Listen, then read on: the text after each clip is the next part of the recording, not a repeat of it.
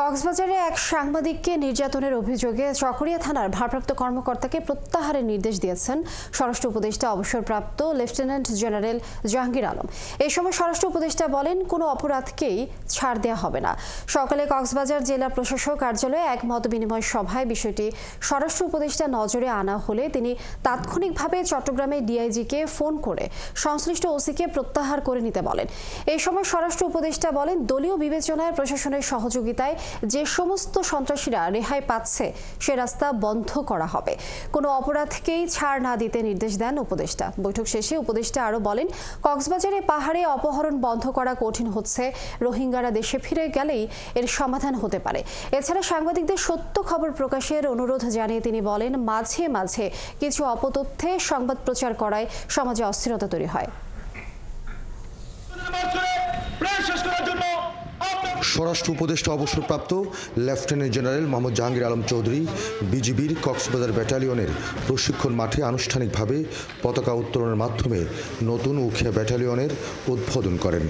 একই সাথে সদর দপ্তর, গার্ড পুলিশ ব্যাটালিয়ন, 9 ইউনিট এবং ট্রেনিং সেন্টারও উদ্বোধন করেন তিনি। এই সময় বিজিবির মহাপরিচালক সাংবাদিকদের প্রশ্নের জবাব বলেন, বাংলাদেশ ভারত সীমান্তে বিএসএফের হত্যাকাণ্ড নিয়ে কড়া জবাব ও প্রতিবাদ অব্যাহত রেখেছে। আমাদের সীমান্ত যাতে নিরাপদ থাকে, সীমান্তবর্তী এলাকায় জনগণ যেন নিরাপদ থাকে, তো সেটা করার জন্য আমরা একটা স্ট্র্যাটেজি ফলো করছি। তো আমি বলতে চাই যে সীমান্ত, এই মায়ানমার সীমান্ত কেউ যদি অবৈধভাবে অনুপ্রবেশ না করে মায়ানমারের অভ্যন্তরে, নারকোটিক্স বলেন, ইয়াবা বলেন বা অন্যান্য যে কারণে হোক, যদি ক্রস না করে তার নিরাপত্তার কোনো ঝুঁকি নাই।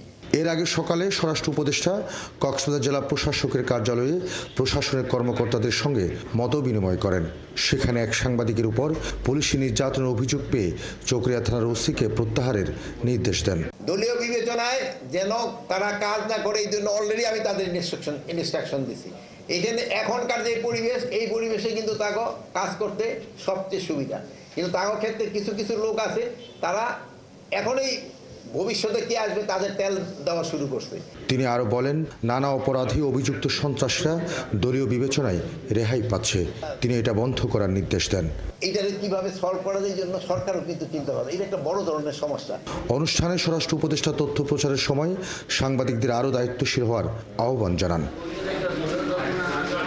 কামরুল ইসলাম মিন্টু, ৭১, কক্সবাজার।